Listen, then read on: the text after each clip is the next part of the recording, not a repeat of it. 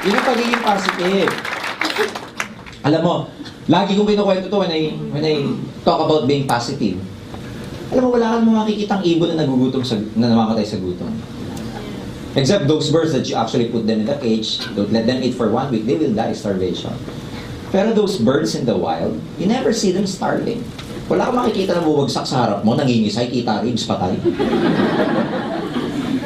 Wala, pero ba't ganon? Kasi before even God created those birds, inuna niya yung provision. In other words, bago niya gawin yung mga ibon, ginawa niya muna yung pagkain. Hahanapin lang nga ng ibon yung mga pagkain. Pero ginawa ng Diyos yung pagkain bago yung ibon. Balik ko sa inyo. Bago kayo tawagin dito, ginawa na yung mga taong magpapaglobal ambassador sa inyo. Hahanapin niyo.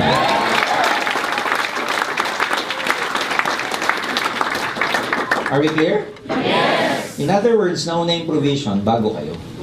You just have to look for those people out there. Kasi hindi kakatok sa bahay niyo yun at mag-volunteer. Hindi gagawin yun. Ako ang sugo. Ako magpapaglobal ambassador.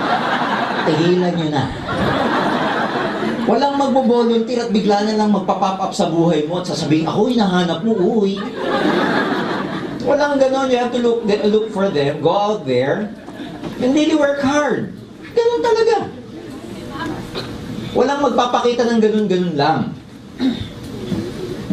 And merong tinatawag na gestation eh. I mean, you just have to wait for a period na aani ka. Kasi ang pagtatanim iba sa pag-ani. There's a time for everything. Sabi nga sa Ecclesiastes. There's a time to sow and there's a time to reap. You have to remember kung nasaan ka na. You have to identify kung nasaan ka. Pag alam mong nasa sowing stage ka, then do not expect to reap. Kung alam mo nasa pagtatanim ka pa lang, huwag ka mag-expect na umani. Tama ba? Yes. Kung alam mong nasa pagtatanim ka, yung stage na mahirap. Yun yung nakayuko ka. Yun yung nadudumihan ka. Pagtatanim eh. Networking, nasa pagtatanim na stage ka, yung stage na nagre-recruit ka, marireject ka, gugutom ka, mapupuyat ka, mapapagod ka, di ka pa kumikita. Pagtatanim eh. You have to identify yourself. And there's a period of time necessary before anything can come into form. Ang tawag doon, gestation. Magkakaiba gestation ng bawat tao, bawat nilalang. Ang tao, ang gestation niya, 9 months. Ang carrots, 7 weeks. Ang bamboo, 5 years. Pero they serve different purposes. Ang tagal ng bamboo. Ang carrots, itanim mo, 7 weeks lang, tutubo na. Ang bamboo, itanim mo, 5 years. But they serve different purposes. Yung carrot, itanim mo, after 7 weeks, meron ng carrot. Para saan? Mayaman sa beta-carotene, pang-chapsuy, gulay, pagkain ni Bugs Bunny. Yung bamboo, ang tagal. 5 years and up bago tumubo. Why? Kasi tumutubo muna yung ugat. Pero mas maraming purpose yung bamboo. Bridges, structures, house, bahay kubo, etc. Bangka, shapes, and everything. Scaffolding, support, lahat. So sa buhay ng tao may ganun din, may gestation ka rin dito. Kaya pag ikaw, di pa kumikita, under gestation ka pa. Kaya pag may kapitbahay ka, tanim ka ng bamboo, tinatawanan ka, ang tagal na niyang bamboo mo, hindi pa tumutubo, maapektuhan ka ba? Hindi, kasi siya hindi niya naiintindihan yung gestation. Ikaw alam mo na 5 years bago tumubo. So huwag ka papapekto. Balik ko sa iyo, nagsasabi sa inyo, tagal nyo na dyan, sabi, hindi niya naiintindihan yung gestation eh. Kaya pag sabi niya, wala pa nangyari, tagal mo na dyan, sabi sa iyo, ganyan yan, sabi mo sa kanya, gestation.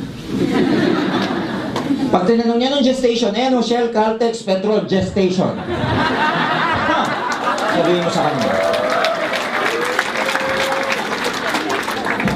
Baka mamaya, spelling niyo just sa notebook niyo, gas station. Gestate, from the word gestate, gestation. Ayan. So lahat may gestation. Lahat. Create na universe na may ganyan. Even the universe itself may gestation, di ba? The Big Bang, boom, bago nagkaroon ng form. Ganito rin sa ating lahat. And sometimes yun yung hindi natin naiintindihan. That's why your mindset is very, very important. Kaya importante ito eh. Kasi pag tama na yung mindset mo, madali na yung skills. Ano yung mga skills na kailangan mo? Okay? Part 4. Skills na kailangan mo. Ito. Ito yung mga skill set. Ang imamaster mo ito. Number 1, master mo mabuti yung pag-i-invite ng tao. Invitation. Invitation for what? For presentation. Ang tawag sa presentation natin, yan yung marketing plan. Ano tawag natin sa presentation? OPP. Kaya nga, opportunity plan, presentation. Mag-i-invite kayo ng prospects para umattend ng OPP. There are 3 ways to present the OPP. Number 1, merong office presentation. Number 2, merong table presentation. And number 3, merong house meeting or house presentation.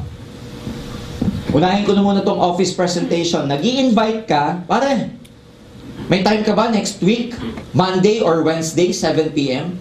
Kita naman tayo sa galleria. Meron sana akong business na ipopropose sa'yo. Pag sinabing, alam ko na yan, networking. Yung iba sinasabi, ganun ba? Sige, bye-bye. Wala na. Pag sinabi, alam ko na yan, networking. Sabi mo, ganun ba? Ano idea mo about networking? Magsasabi yan. Yan eh, ganito yan, recruit, blah, blah, blah, etc. O, paano nyo re-recruitin yung ganun? Pag may kaibigan kayo na sinabi, networking, ano yan? Ayoko ng ganyan, bro. Lahat na sinabi, pare, wala akong time. Hindi ako magaling, bro. Lahat na sinabi, para lang hindi mo ma-recruit. Anong gagawin nyo pag may kaibigan kayo sinabi networking? Sabihin mo ganito. Di ba kaibigan naman kita? Sabihin nyo, bro, kung meron akong hihinging favor sa'yo, sa buong buhay ko, sa pagkakaibigan natin, itong favor na to, bigyan mo na ako ng chance. Pakita ko sa'yo kung itong networking. Pag ayaw mo, hindi na kita kukulitin. One time lang, pagbigyan mo lang. Ang magic word doon, ito. Di ba, magkaibigan naman tayo? Kung meron akong isang favor na hihingin sa'yo sa buong buhay ko, ito yun, pagbigyan mo lang ako. Now, if you're in the position na nahihinig mo sa kaibigan mo, humihingi ng pabor. Panghabang buhay na pabor. Pagbibigyan mo, hindi. Kaya kahit masama sa loob mo, sige na nga, habang buhay. Ang nakataya, pagkakaibigan mo. Nakuha niyo ba? Kasi ang goal mo lang naman mapaupo sila. Are we clear? Yes! Kailan kayo gagaling sa invitation? Sa dami na may invite. Hindi kayo gagaling sa pag-i-invite kung hindi kayo laging nag-i-invite. Frequency yan. Dalasan niyo. Because ang invitation is not a science. It's actually an art. Depende sa kausap niyo. Ang best way, pag nag-i-invite kayo, alamin niyo yung form. F-O-R-M. Ano to? About their family. Mag-build muna kayo ng rapport. Magkapalagayang loob muna kayo. Hindi yung pag nakita mo, bro, naku, matagal na kitang hinahanap, brad. Tanong ka muna, F-O-R-M. Ano to? Family, occupation, recreation, and message. Tanungin mo muna kung saan yung asawa mo, kung saan yung anak mo. Doon muna umikot yung usapan. Huwag kang excited na kukunin ko. Ririkutin ko to. Paligoy-ligoyin mo muna sa F. Family. Gusto mo na. Kasi minsan dyan mo malalaman kung ano yung problema nila, issues nila. Alam mo ngayon kung paano ka papasok. Alimin mo yung tungkol sa trabaho. For all you know, ito nga, katatanggal ko lang sa trabaho. Ting! Kailangan ng pera nito. Recruit. Recreation. Ano pinagkakabalahan? Saan ba siya busy? Something like that. Diyan mo malalaman kung may time para mag-part-time o wala. Bago mo ibigay yung message na gusto mo siyang recruitin. Kasi dito mo makukuha yung mga messages para ma-recruit siya. Pero pag ginagawa mo tong tungkol sa F-O-R-M, huwag kang parang pulis. Sa pamilya. Interview type. O trabaho. Ano pinagkakaabalahan mo? Ano lang, spontaneous lang. Mild lang. At saka hindi kailangang sunod-sunod na ganito. Pwedeng kung ano mauna. Mamaya inisip mo. Kumusta trabaho mo? Ay, mali. Pare, teka, F muna.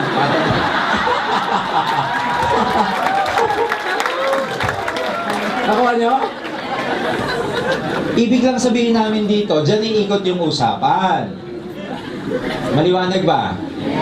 O, bago nyo imbitahin. Ang invitation pag bago ka, keep it short and simple. In other words, huwag nyo munang sabihin aim global or networking. Pero pag marunong ka na mag-defend what is aim global, what is networking, katulad ng mga matatagal na distributor dito, when I recruit, straight.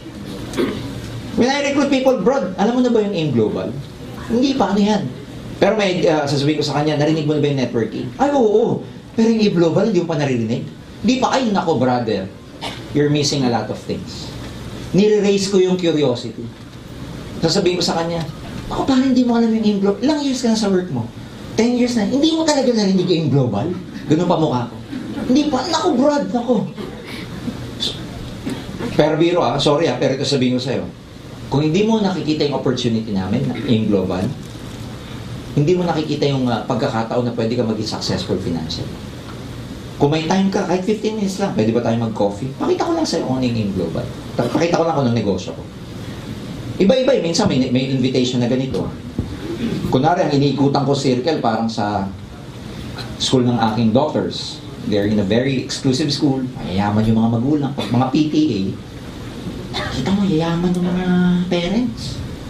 May lawyers, may ibang negosyo. Siyempre, pagkakakilalahan, maririnig mo kung saan sila nagtatrabaho. Pagdating sa akin, ano sasabihin ko? I'm in the distribution business of food supplements all over the Philippines. And I'm the exclusive distributor here in Asia Pacific and in the whole America.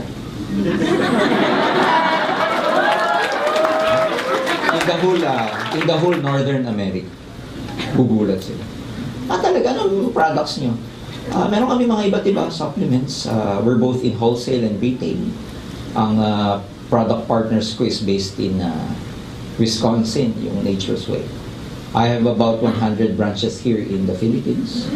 I have branches in Singapore, in Taiwan, Dubai, Nigeria, and Ghana. My office is just located there in AIC building, Burgundy Tower.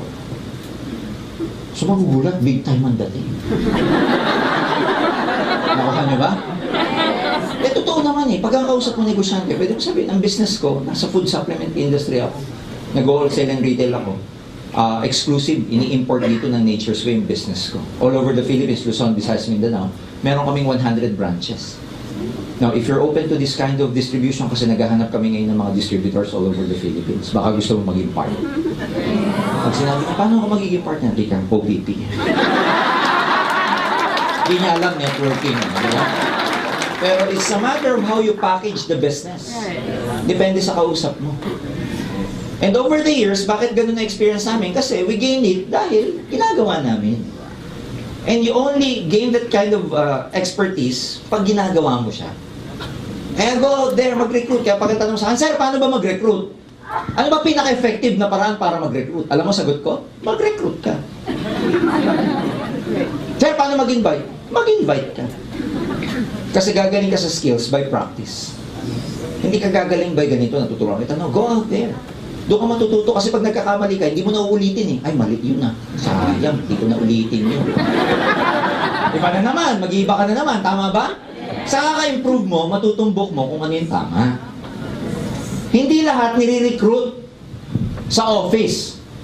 May pinipili yan. Pag ang re-recruitin nyo VIP, tatlo ang titignan nyo sa recruit. MAN, may means, may authority, may need. Man. Minsan may marirecruit ka may pera, okay. Minsan may marirecruit ka walang pera pero may need, recruitin mo pa rin. Kasi hindi lahat ng tao may pera pang global package, pero pag nakita mo may need, masarap na yung recruitin niya. Yung man may authority, ibig sabihin yan, may position, may clout, mabarkada, pwedeng supervisor, pwedeng leader, basta may authority siya. Ito yung mga ipaprioritize yung recruitin kung may ipaprioritize kayo. Para mabilis lumaki yung grupo nyo. May means, may authority, may need. Not necessarily may money. Pero ibig sabihin, may paraan. Nakitaan nyo ng need, gusto umasenso, gusto matupad ang pangarap, gusto mapauwi ang mga magulang dito dahil OFW, pagod na sa trabaho, may kaaway sa trabaho, galit sa boss, yan ang mga masarap recruitin. Man, ngayon, iba-iba.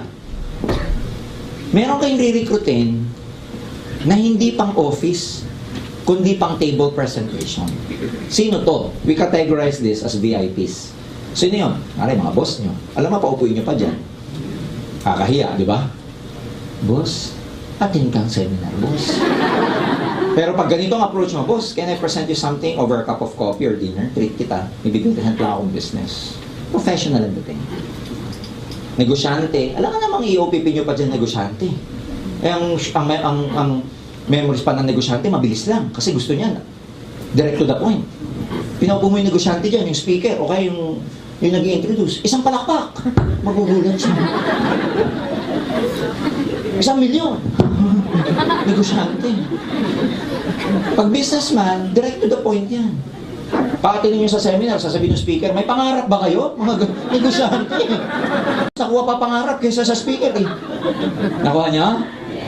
Sino yung mga tingin table presentation? Negosyante, mga boss nyo, too much familiar people. Yung mga walang time. Yung mga mabibigyan ka ng, mabibigyan ka ng konting-konting time lang. Table presentation na yan. Pag hindi pa kayo marunong, don't worry. Hugutin nyo yung sponsor nyo, siya magpaliwanag. Trabaho ng upline yon pag hindi ka pa marunong. Ang tawag doon, caddying. Caddy. Ikakadi ka. Pag bago ka, magpakadi ka. Ano yung caddy? Di ba sa golf? May nagkakadi kasama ng player.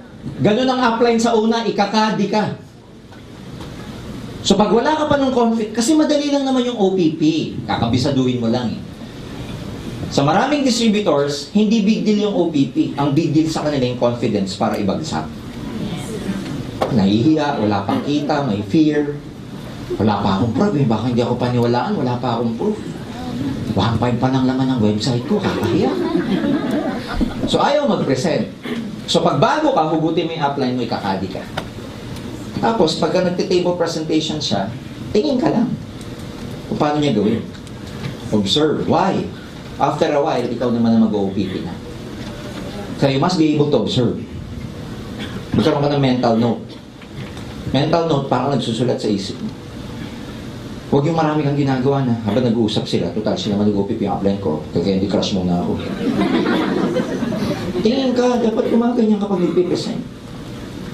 Tapos gumaganyan ka. Kaya nagsaset ng atmosphere. Huwag kang sasabat. Ano lang, pigilin mo yung sarili mo. Kasi yung iba pag nagpe-present yung upline, to maganda to, ano mo, dito yan. Sabi ko sa'yo, yayaman ka eh. Sumasabat.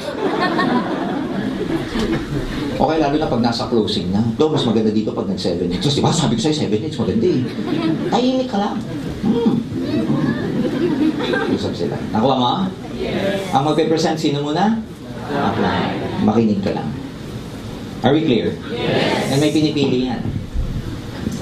Hindi lahat. Ako ang teknik ko dati, pag may re-recruitin ako sa office, kailangan hanggang half of the room lang mapaupo ko siya. Kaya naranasan ko rin yung nagre-reserve. Nagre-reserve for my guest. Kasi ang idea, pag may prospect ka, lalo sa OPP, tas likod na nakaupo, iba na yung message doon. Iba na yung energy. Ang pinaka-ideal na pwesto, magmula dito sa stage hanggang kalahati ng room. Diyan mo dadalhin ang prospect mo. Huwag mo dadalhin sa likod. Kasi pag sa likod, first timer, hindi niya na maintindihan. Tapos ang ingay pa sa likod. Yung katabi niya pa, text ng text. Eh di ba pag may katabi kang text ng text, silip ka ng silip? Di ba? Napapansin niyo ba yung sarili niyo? Pag may nagte-text sa katabi, malay mo ba doon, pero yung mata mo gustong...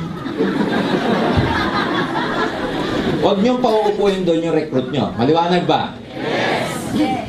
Merong house meeting. Ano tong house meeting? Pag first timer ka, bago ka, kapipiliin mo lang, pwede ka mag-gather ng tao sa lugar nyo. Gather your friends, relatives, and neighbors. Sa sala, sa garahe, o kung sa ilalim ng puno, merong pwesto. Pupunta dun yung upline mo magpapaliwanag. Home party or house meeting, ibig sabihin yan, ikaw yung organizer, dadala ka ng tao sa lugar ninyo. Mga 12 to 15 people. Yun yung manageable. More than that, hindi na manageable. Masarap sa home party, house meeting, direct approach. Ano yung direct? Yung tipong interactive, napaka-close mo sa audience. Na minsan, habang nagpapaliwanag ka on the spot, may nagtatanong, pwede. Tapos, may konting pika-pika kasi sa dulo yan, kainan. Kasi kasama na sa kulturang Pilipino, pag nag-invite ka, Mari, punta ka naman sa bahay sa Sabado. Meron akong business partner na darating, mag-present siya ng business na ginagawa ko ngayon, part-time. Baka interested ka, meron ding health orientation. Punta ka doon, by 3 o'clock. May konti din kainan. Pag narinig yung kainan, dadating. Tama ba? May konting salo-salo. Pangka mo na yun. Basta pag bago ka, huwag masyadong magastos yung salo-salo nyo. Mamaya niya, malapiesta, may kare-kare, adobo, may crispy pata, spaghetti. Wag, bago ka pa lang. Kaya, minimal lang ang gastos. Basta ang idea lagi dyan, 1 solid and 1 liquid. Alam niyo na yun. Tubig na may yelo. Eh, tunaw na yung yelo. Tubig na lang. Kahit pika-pika, sandwich, crackers, everything, pansit. Tapos sa dulo, yun yung kainan. Doon masarap mag-closing sa kainan. Kasi maraming tanong ng tao doon. Sometimes may audience ka, pag nagustuhan, uuwi lang, kukuha ng pera, bibili na yung dinidemo mo. So, sa tatlong to, depende kung saan kayo comfortable. Walang ideal kung alin dito sa tatlong gagawin ninyo. Pero it's a case-to-case basis.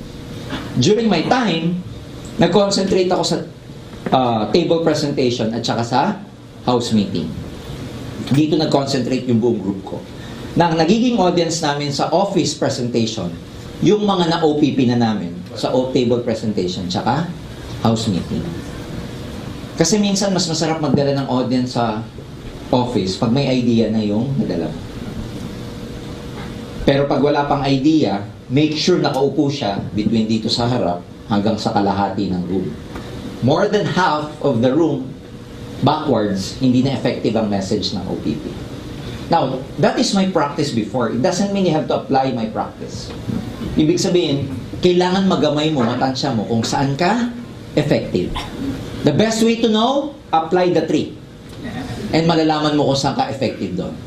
Ano ka, saan ka ba comfortable? Depende rin sa market mo yan eh. Depende sa marirecruit mo eh. Ako kasi engineering, I was working before at my company, so karamihan ng mga recruits ko, professionals. Hindi ko mabitbit sa seminar yan, kasi dating ng seminar sa kanila, boring. Di ba? Alam mo yun, dragging.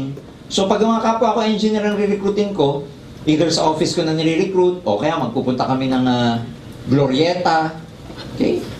Doon kami or sa street life, gigimik kami, doon ko nire-recruit. So depende sa market niyo. The important thing to do, subukan nyo lahat. Kasi may audience na nagtanong sa akin, Sir, ano pinaka-effective sa tatlo? Alam nyo kung ano? Lahat. Sabay-sabay. If you can do this ng sabay-sabay, the better. Kasi manganganak yan eh. Ang pinaka-best skills na ibibilin ko sa'yo, be able to present the marketing plan by yourself as soon as possible.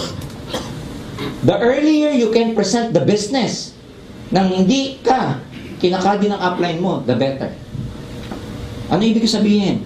Mas maaga kang matutong mag-OPP mag-isa, mas bibilis ang pag-build ng network mo. Yes. Okay?